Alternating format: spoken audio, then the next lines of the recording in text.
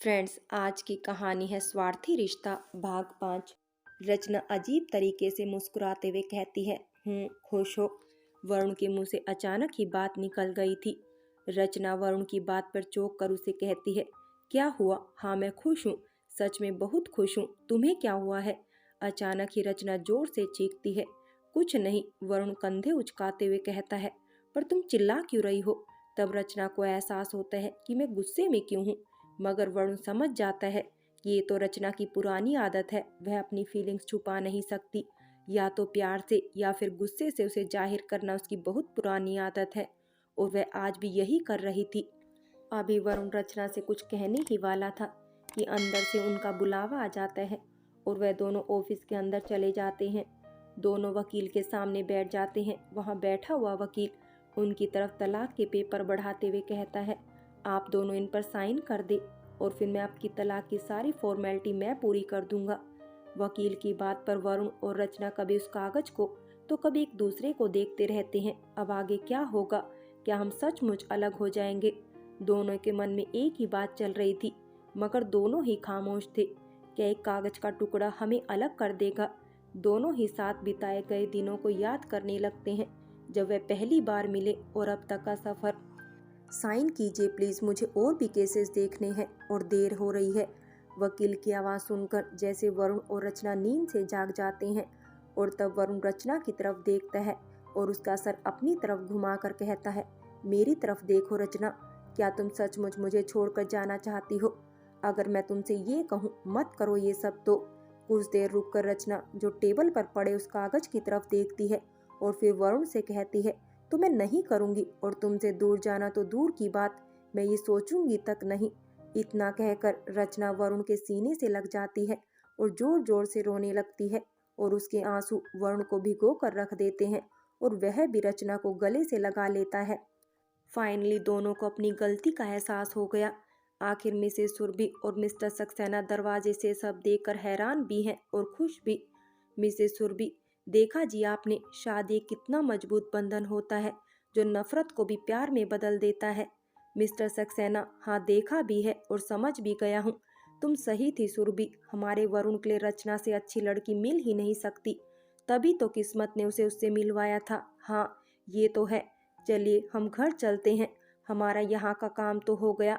रचना और वरुण को खुद घर आने देते हैं और हम उनकी आने की तैयारियां करते हैं, एक नई शुरुआत के साथ। कहते हुए मिसेस सुरभि मुस्कुराने लगती है और मिस्टर सक्सेना भी हंसने लगते हैं, और दोनों कोर्ट से बाहर निकलकर घर चले आते हैं। इधर इन सारी बातों से बेखबर पारुल अपने करियर में बिजी थी। उसने टॉप 10 मॉडल कॉन्टेस्ट में से उसे पहला नंबर मिल गया था और वह बहुत ही खुश थी। इन सब चीजों को होते हुए कैसे 6 महीने निकल गए थे पता ही नहीं चला उसे। आखिरकार मैं अब अपने सपने के बहुत करीब हूँ। वह सोच रही थी कि क्यों ना गौरव भाटिया जो उसका दोस्त था उसके साथ इस खुशी को सेलिब्रेट करूं और बाकी दोस्तों को भी इनवाइट करूं। पारुल उसके बाद सीधे गौरव के पास पहुंचती है और उसे अपनी पार्टी के बारे में बताने लगती है, और अगले ही दिन पारुल अपनी जीत की खुशी में अपने फ्लैट पर पार्टी रखती है, जहां बहुत से लोग आते हैं और डांस बियर म्यूजिक का शोर मचा रहता है और हर तरफ रंगीन लाइटों की रोशनी बिखरी हुई रहती है।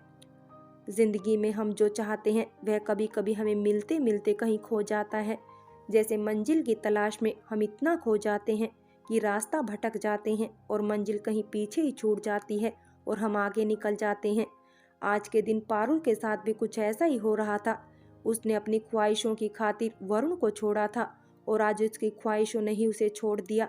उसे मुंबई आए हुए 2 साल हो चुके थे, मगर उसके सारे सपने पूरे होते होते बिखर गए थे और वह दिल्ली जाने वाली ट्रेन में बैठी हुई थी और सोच रही थी। उस रात जब पारुल ने अपने फ्लैट पर पार्टी रखी थी तो सब लोगों ने वहां पहुंचकर पार्टी को बहुत एंजॉय किया था, मगर अचानक एक हादसा हो गया था। गौरव भाटिया ने उससे बदतमीजी की थी और वह शराब के नशे में चूर हो गया था और पारुल के बहुत करीब आ गया था, जिसकी वजह से पारुल ने उसका सारा नशा अपने एक थप्पड़ से उतार दिया, जिससे गौरव होश में आते ही पारुल पर गुस्से से लाल हो गया और उसने अपने थप्पड़ का बदला पारुल के करियर को बर्बाद करके लिया था। उस रात पारुल ने गौरव भाटिया से कहा, तुम्हें मैं सिर्फ अपना दोस्त समझती थी, तुम्हारी हिम्मत कैसे हुई मुझे हाथ लगाने की, मेरे करीब आने की? तब गौरव ने अपने होठों पर लगे हुए खून को पोंछते हुए कहा, जो पारुल के थप्पड़ की वजह से उसके दांतों तले होठ कटने की वजह से निकल रहे थे। अरे जाओ जाओ, बहुत देखी हैं तुम्हारे जैसी लड़कियां जो अपने घर वालों को चीट करती हैं और फिर अपनी ही शादी से भागकर बड़े शहरों में अपनी छोटी सोच लेकर आती हैं, गौरव कहता है। उसकी बात सुनकर पारुल को बहुत गुस्सा आता है और वह गौरव को धक्के देकर घर से बाहर कर देती है। मगर गौरव भाटिया जाते जाते उसे धमकी देता है, देख लूंगा, मैंने तुम्हें बर्बाद ना कर दिया तो मेरा भी नाम गौरव भाटिया नहीं। वह वहां से चला जाता है।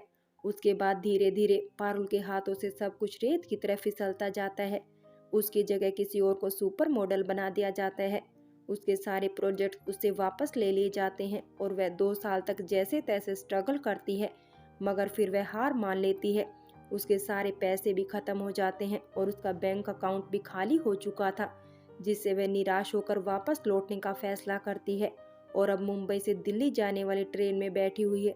अपने बीते दिनों को याद कर रही थी और सब कुछ याद कर रही थी जो उसने 2 साल पहले जो फैसला लिया था। उससे लेकर अब तक के सारे सफर का एक एक पल उसकी आंखों के सामने घूम रहा था। चाय मैडम चाय, आवाज सुनकर पारुल की नींद टूटती है। उसे सब सोचते सोचते कब नींद आ गई थी और अब वह दिल्ली रेलवे स्टेशन पर पहुंचकर खुली थी। कितना बदल गया है इन 1-2 सालों में। एक दिन था जब मैं यहाँ से अपने सपनों के साथ गई थी और आज लौट कर आई हूँ तो बस खाली हाथ। वह वहाँ से सीधे अपने घर जाती है, मगर वहाँ तो ताला लगा हुआ था और उसने आस पड़ोस में रहने वाले लोगों से जब पूछा तो सबने उसे बहुत हैरत से देखा कि इतने दिनों बाद वह यहाँ क्या लेने आई थी। मगर फिर भी वहाँ के कुछ लोगों ने उसे उसके माता पिता की अचानक मृत्यु के बारे में बताया और जब उसने रचना के बारे में पूछा तो उन्होंने बस यही कहा कि वह सक्सेना हाउस में रहती है, यहाँ कभी कभार बस थोड़ी देर के लिए आती है और फिर चली जाती है। वह लोग उसे ये नहीं बताते कि रचना और वरुण की शादी हो चुकी है। क्या बताते, उन लोगों ने सोचा वहां जाएगी तो खुद ही जान जाएगी।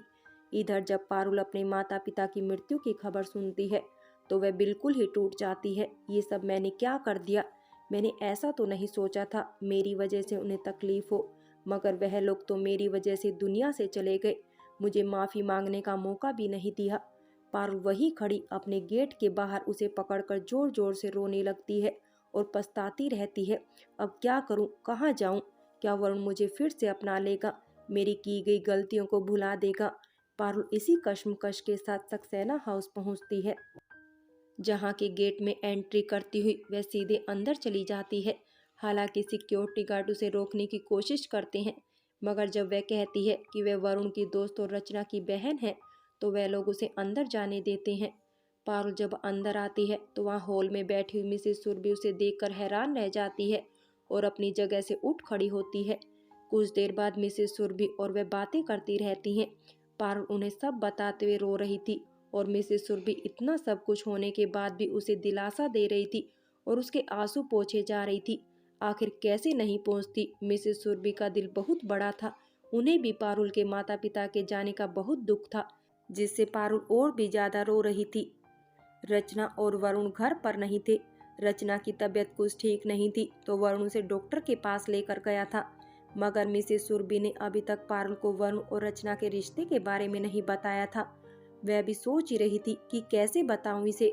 तभी अचानक से दरवाजे से आवाज आती है, मामा कहाँ हैं आप? बहुत बड़ी खुशखबरी है, आपके पैर अब जमीन पर नहीं पड़ेंगे, आप दादी बनने वाली हैं। ये वरुण था जो कहते हुए दरवाजे से ही चिल्लाते हुए अंदर आता है और उसकी सारी खुशियां एक पल में हवा हो जाती है जब वह सामने पारुल को देखता है और उसके पीछे पीछे आती हुई रचना भी हैरान रह जाती है पारुल को वहां देखकर।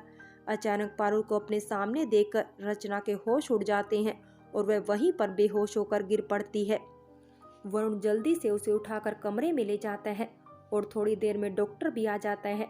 पारुल सब कुछ चुपचाप खड़ी होकर देख रही थी।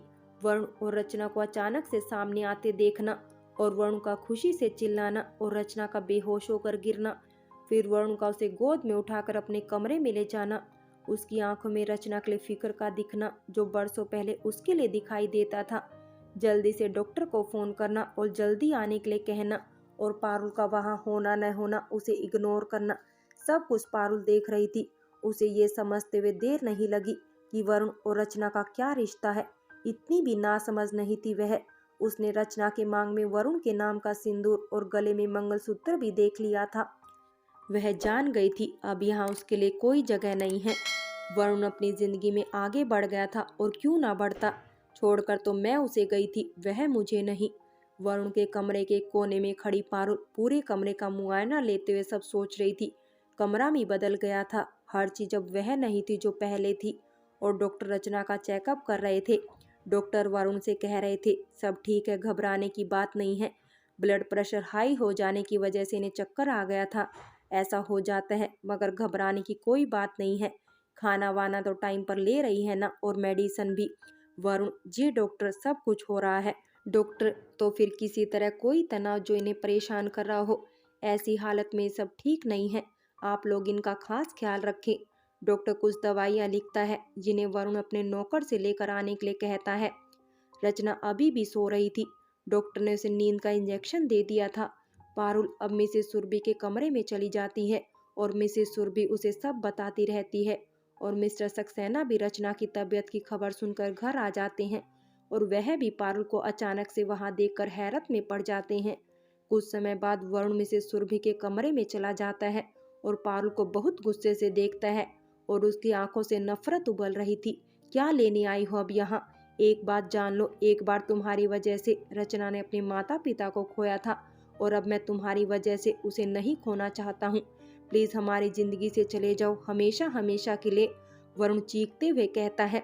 पारुल उसके कहने पर चुपचाप अपने सर को झुकाए उसकी बातें सुन रही थी और फिर वह कहती है, कुछ लेने नहीं आई हूँ मैं यहाँ। तुमने शादी कर ली, मुझे नहीं पता था। कॉन्ग्रेचुलेशन, और वह भी रचना से। बहुत अच्छी पसंद है तुम्हारी, भगवान तुम दोनों को हमेशा खुश रखे। पारुल कहते कहते रोने लगती है। वरुण अभी भी उसकी तरफ पीठ करके खड़ा था। वह उसका चेहरा भी देखना नहीं चाहता था। बस एक आखिरी बार अपनी बहन से मिल लूं, फिर मैं हमेशा के लिए चली जाऊंगी तुम लोगों की जिंदगी से। पारुल एक बार फिर से कहती है। वरुण, कोई जरूरत नहीं है, रचना की तबीयत तुम्हारी वजह से खराब हुई है और मैं ये रिस्क दोबारा नहीं ले सकता हूँ। पारुल, बस आखिरी बार प्लीज वरुण। वरुण, मैंने कहा ना, नहीं, मान जाओ बेटा, मिलने दो इसे रचना से, आखिर वह इसकी बहन है। मिसेस सुरभि वरुण को समझाती है। माँ, आप भी इसकी बातों में आ गई। कौन सी बहन जिसने पिछले 2 सालों से एक फोन कॉल तक उसे नहीं की? वह जिंदा है कि मर गई ये भी नहीं सोचा। उसकी मासूमियत और भोलेपन का फायदा उठाया। कोई इतना स्वार्थी कैसे हो सकता है माँ? मैंने सिर्फ किस्से और कहानियों में पढ़ा था, मगर ये तो मेरे सामने है। वरुण गुस्से में कहकर वहां से चला जाता है और सीधे अपने कमरे में जाकर रचना के सिराने जाकर बैठ जाता है। वरुण रचना को बड़े प्यार से देख रहा था और उसके बालों को सहलाते हुए कहता है, कुछ नहीं होगा तुम्हें, मैं हूं ना तुम्हारे पास। रचना धीरे धीरे अपनी आंखें खोलती है और वरुण को अपने करीब पाकर उसकी तरफ नम आंखों से देखती है। उसकी आंखें आंसू से भर जाती है और पलकें भीगी हुई वह एक अजीब सी कश्मकश में घिर गई थी। रचना आहिस्ता से वरुण से कहती है, वह लौट कर आ गई है वरुण, पारुल वापस आ गई है, अब क्या होगा? वरुण, कुछ नहीं होगा, तुम बस चुपचाप रहकर आराम करो, मैं हूं ना, कुछ नहीं होगा। वरुण रचना के निकलते आंसू को साफ करने लगता है और उसके हाथों को अपने हाथों से मजबूती से पकड़ लेता है। और वहीं दरवाजे पर खड़ी पारुल ये सब देखती रहती है और फिर वहां से चली जाती है। अगली सुबह जब मिसेस सुरभि पारुल के कमरे में जाती है तो उसे वहां न पाकर बहुत परेशान हो जाती है और वरुण को बताती है कि वह पता नहीं कहाँ चली गई है। मगर वरुण कहता है, जाने दो, अच्छा हुआ चली गई। इधर रचना को जब पता चलता है कि वह उसे बिना कुछ कहे चली गई तो वह अकेले ही घर से बाहर निकल जाती है। तो वरुण भी उसे कहता है, मैं साथ चलता हूँ, तुम्हारा अकेले जाना ठीक नहीं है। वरुण और रचना जब स्टेशन पर पहुँचते हैं तो वहाँ एक बेंच पर पारुल बैठी हुई है। दोनों उसके पास पहुँचते हैं। पारुल अचानक रचना को अपने सामने खड़े देखकर उसे गले लगा लेती है और रचना भी उसके गले लग जाती हैं। दोनों बहनें रोने लगती हैं और दोनों की ही आंखों में आंसू होते हैं। और वहां खड़ा वरुण चुपचाप ये सब देख रहा था कि शायद खून के रिश्ते ऐसे ही होते हैं, कितना कुछ भी हो जाए ये रूठ जाते हैं पर टूटते नहीं हैं। थोड़ी देर बाद रचना पारुल से कहती है, कहीं नहीं जाओगी तुम, घर चलो हमारे साथ रहना। नहीं रचना, मैं वहां नहीं रह सकती हूँ, अब वह घर तुम्हारा और वरुण का है। मुझे मत रोको, अगर मैं रुक गई तो शायद फिर से स्वार्थ में आकर कुछ गलत ना कर बैठूं।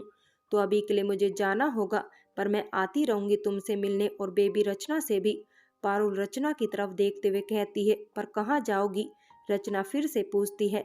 पारुल, मेरी बात हो गई है, मेरी दोस्त नेहा रहती है बेंगलोर में, उसने कहा है तुम आ जाओ, फिर कुछ ना कुछ कर लेंगे तुम्हारी जॉब का भी। तो मैं बस अब सब कुछ भुलाकर एक नई शुरुआत करना चाहती हूँ। इतना कहकर ट्रेन आ गई, मुझे जाना होगा, अच्छा अपना ख्याल रखना और वरुण का भी। और वरुण, हो सके तो रचना की खातिर ही सही मुझे माफ कर देना। इतना कहकर पारुल ट्रेन में अंदर चली जाती है और ट्रेन चल पड़ती है एक नए सफर की तरफ। वरुण और रचना बस वहां खड़े होकर उसे जाते हुए देखते रह जाती हैं। फ्रेंड्स, स्वार्थी रिश्ता कहानी यहीं समाप्त होती है। और अगर कहानी अच्छी लगी हो तो लाइक करें, शेयर करें और प्यार भरी कहानी चैनल को सब्सक्राइब करें।